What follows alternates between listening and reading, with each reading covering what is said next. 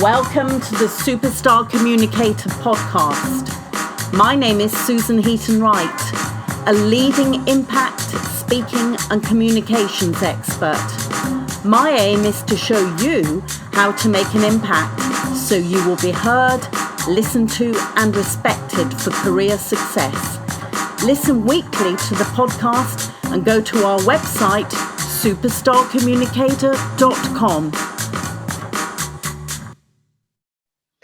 Hello everybody, this is Susan from Superstar Communicator.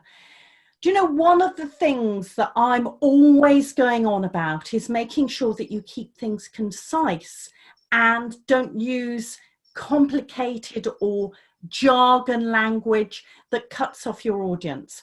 Well, this inspired me to interview this amazing man on the other end of the internet in Spain. He's called Jeff Heasman, and he's a fellow trainer with an organization that we've both been very busy with in the last few months, the CII. So welcome, Jeff. Thank you, Susan, and thanks for inviting me to talk to you today. And tell the audience a little bit about what you do.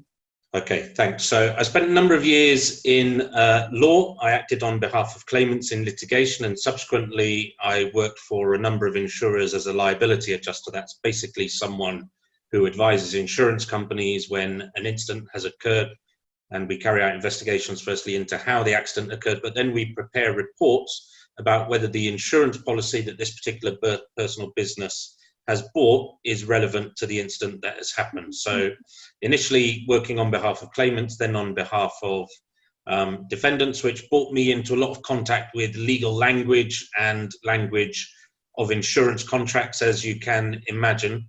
I then requalified in language and psychology. And when I requalified in language and was outside of the insurance and legal industries, it really opened my eyes as to the type of language that I myself was using when I was inside the legal and insurance industries.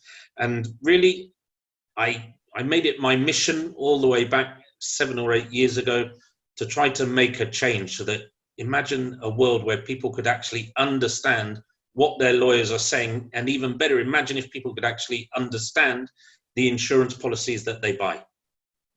Goodness me, you are speaking my language. Boom, boom.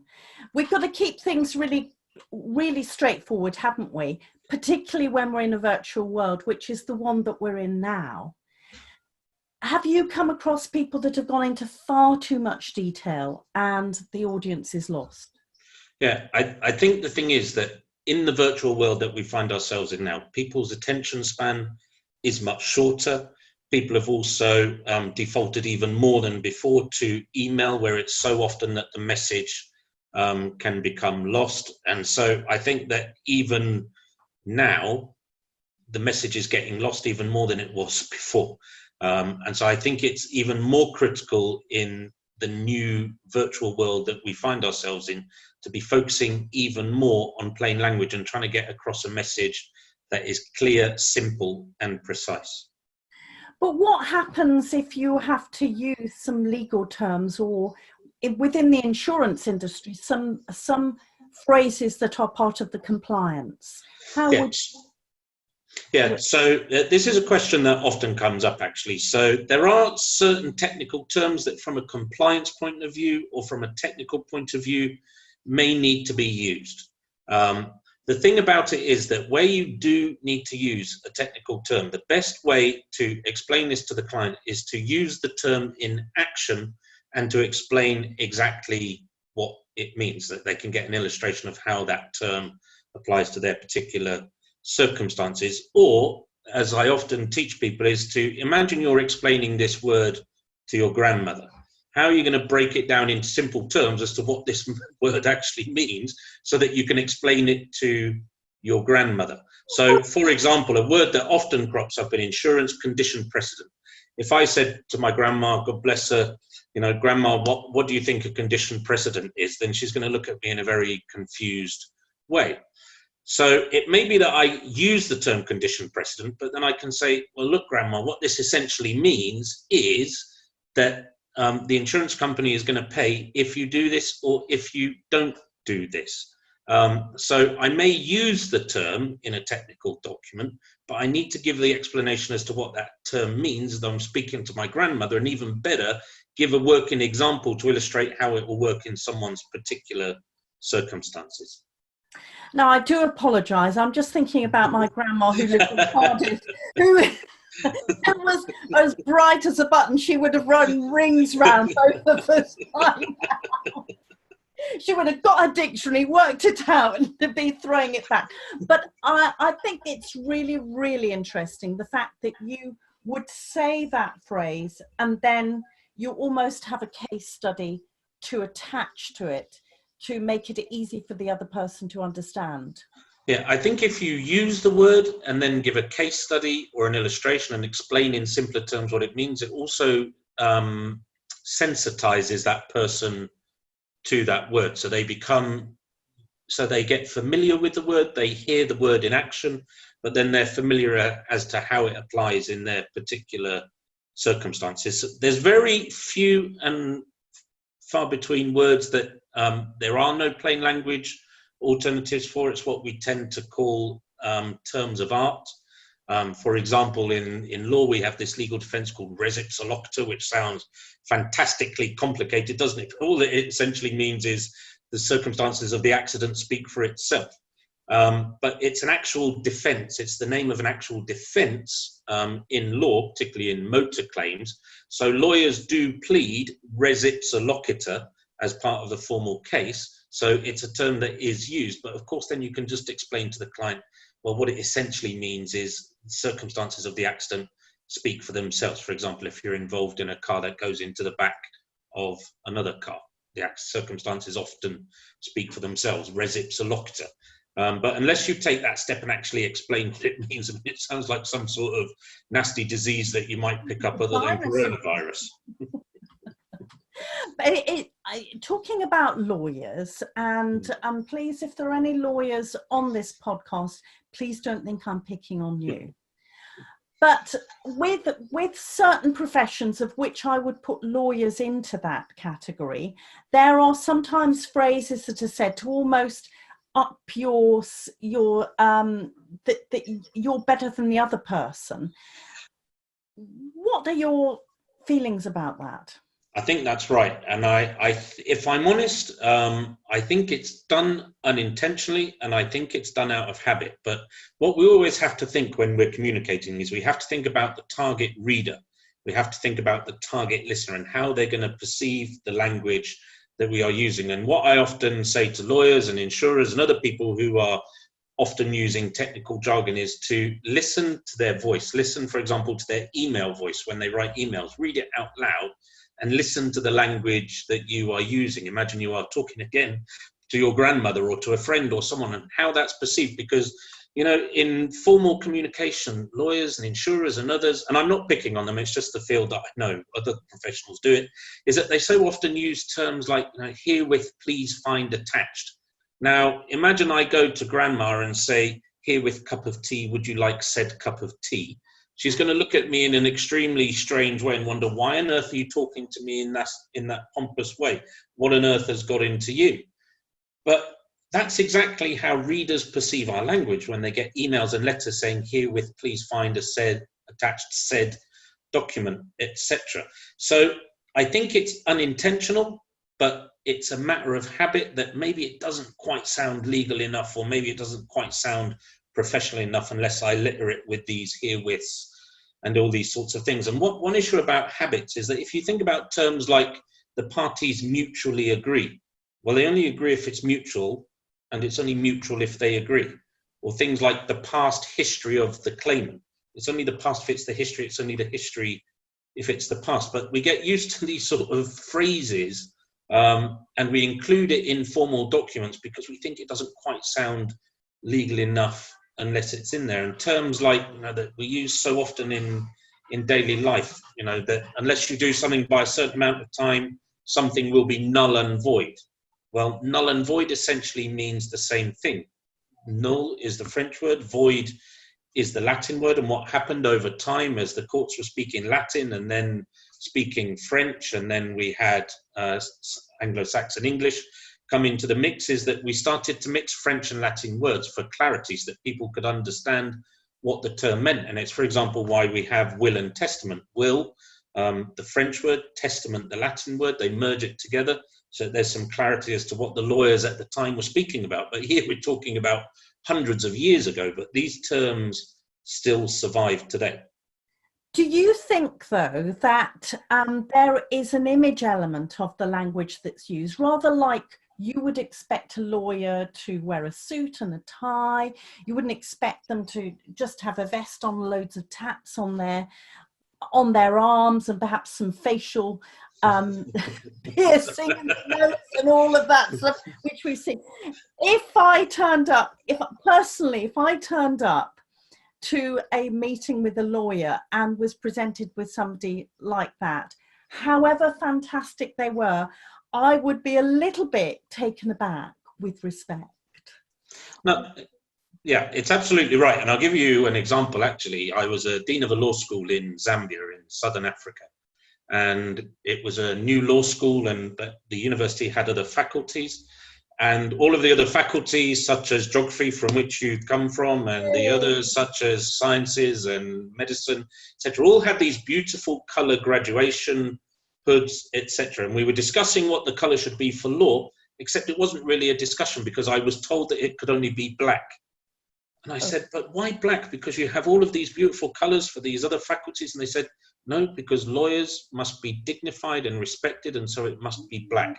And so it reinforces exactly what you said, that there's this image that the lawyer must be using this traditional language, that they must be wearing suits, or not be anything out of this fixed image that we have, or otherwise there's an issue about trust or confidence in the person that we are dealing with. But that leads me on, if I can, to give you an example of a plain English equation that I've come up with over the last few years, to show you that actually it's not just about appearance and how central language is to honesty, trust, and transparency. So we have this equation, and it's plain language equals simplicity, simplicity equals understanding, understanding equals transparency, transparency equals honesty, honesty equals trust, and trust equals customers. So that's exactly how integral plain language is. It's part of your actual appearance. You can be the best lawyer, you can be the best insurance professional in whatever you specialize in, but actually your public face and what people see from what is inside your mind is the way that you communicate them. So if you're communicating in this formal way, if you're communicating in a way that they can't understand, that's the impression that they're getting of you. And it's how so often people, when I go around teaching plain language, you arrive at an airport somewhere, you get in the taxi driver says, "What are you here to do, mate?" And you say, "Well, I'm here to teach insurance professionals how to talk and write in plain language." You can imagine the taxi driver's response. He uses very direct language normally. But that's because it's the image that is presented. So it's really interesting that you pick up on the image point, because I agree, we imagine lawyers to look a certain way and we expect them to communicate in a certain way. But the fact is that plain language is integral to this. And it doesn't mean that we start saying, "Yeah, hey man, come into my office, dude, and sit down, and this is sick, man, what's going on, etc., etc." It's not about all of these informalities and conversational type language. It's formal language, but it's language that people actually understand. So you don't need to drop the formality, but you do need to communicate in a way that people actually understand. That's so, that's so true to my heart. I believe that, communication is always two-way. And if one person is unable to understand the other, then, it is not a conversation. And that's it. And so often, from my experience, lawyers or insurance professionals, when they're going through products, may say to the client, "Do you understand?" Now, imagine, go back to when you were in class and your teacher would say to you, "Susan, do you understand?" Or "Jeff, do you understand?" Or "Does anybody, or does everybody understand?" It was a very brave person who would put up their hand and say, "Sorry, sir," or "Sorry, miss, I don't understand." The natural reaction is for the person to say, "Yes, I understand. Yes, everything is clear." So we then throw a load of gobbledygook at them. We throw a load of language at them that they simply don't understand. And then we put them under pressure by saying, do you understand? And I think it was George Bernard Shaw who said, the biggest problem with communication is the illusion that it has taken place. And that's so key about plain language, because the lawyer feels like they've communicated all of the key points. And then they've asked the client if they've understood, and the client has said yes, but actually it's all an illusion, because the client 9 times out of 10 probably didn't understand, and then the client didn't want to question the lawyer because they're respecting their professional authority. So as George Bernard Shaw said, the biggest problem is the illusion that the communication or that the advice has actually been given. So one of the things that I always ask people coming on my podcast is to share 3 top tips that you can share with the listener about plain, straightforward language in this case. Okay, so I think the key point, as I've already mentioned, is the grandmother test. If I was explaining this to my grandmother, would she understand? Then I think the second thing is to always apply it to that person's particular circumstances, because we can always give general advice. We can always come up with different ideas that we throw at people in technical language. But if you can actually apply it to their particular circumstances and give them illustrations as to how these things actually work, then it not only gives them good advice, but enables them to see the advice that you are giving in action. And that to check whether somebody has understood is to use this skill of concept checking. So going back and checking whether someone has understood by asking some sort of question related to the advice that you have given. So can you tell me how you think this works in your particular circumstances, but in a neutral tone, in a friendly way, so that they don't feel like you are actually testing them, to concept check to ensure that they have understood, rather than that default question that we so often fall into, which is, do you understand? Brilliant tips. And one thing that was hitting me while I was listening to you was the fact that sometimes people can hide behind formal language because they're frightened themselves. You know, a new graduate of whatever profession, not legal, not insurance, but any profession, hides behind that jargon or the scientific things when in fact they're out of their depth. That's absolutely it. And actually, I call it the veil of legal language, because it's almost like you put this veil to try and hide behind it, because you feel maybe a bit insecure or not confident about what you're saying, but you've read somewhere that it's written in this way, or you've said things in this certain way, because you're trying to almost sort of mask the fact that you're not quite so confident, or that sometimes you're not actually quite sure what you're talking about. And there was an interesting study done by a professor called Professor Vijay Bhatia, who actually was one of the leaders in the plain language movement a couple of decades ago. And he sat with some of the legislative drafters in the UK. And each time they would write a word, I mean, you can imagine, he would sit there and he would say, can you explain to me why you've used that particular word? And they couldn't give reasons why they had used those particular words. And in some cases, they didn't understand what those words actually meant. They were just falling into the old sort of autopilot of using that word in that particular piece of legislation. So it backs up your exact point about, you know, almost hiding behind language in a way and not really understanding why you are using it. Yeah, language is fascinating, and we could carry on all night discussing language, because there are sometimes people want to show that they've got higher status than somebody else with the language that they use. And I often work with people on trying to eliminate those words that can undermine you professionally, which is a completely different topic. I'm sure we could have another podcast interview on that alone.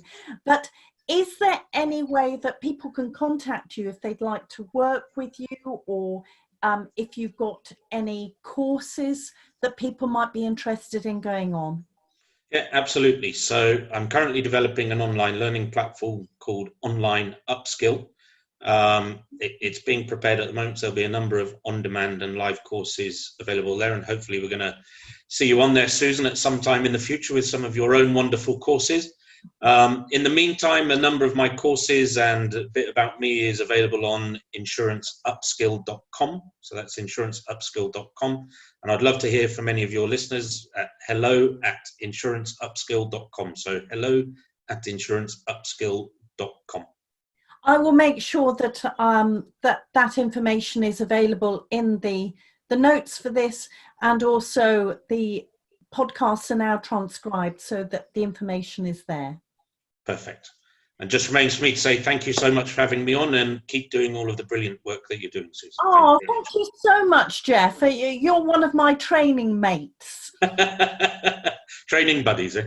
Training buddies, and it's really, I feel privileged to know you, and it's the COVID-19 that has brought us together in a way, isn't it? Well, it's a mutual feeling. I'm looking forward to what we can do together in the future. Thank you. I look forward to that. Thank you so much for giving up some of your time to share some incredible content with my listeners. Thank you all. Thanks very much. Thank you for listening, everybody. Until next time, this is Susan from Superstar Communicator. You have been listening to the Superstar Communicator podcast.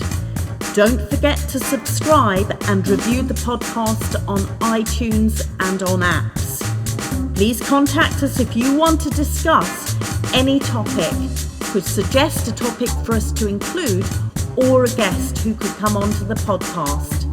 Go to superstarcommunicator.com.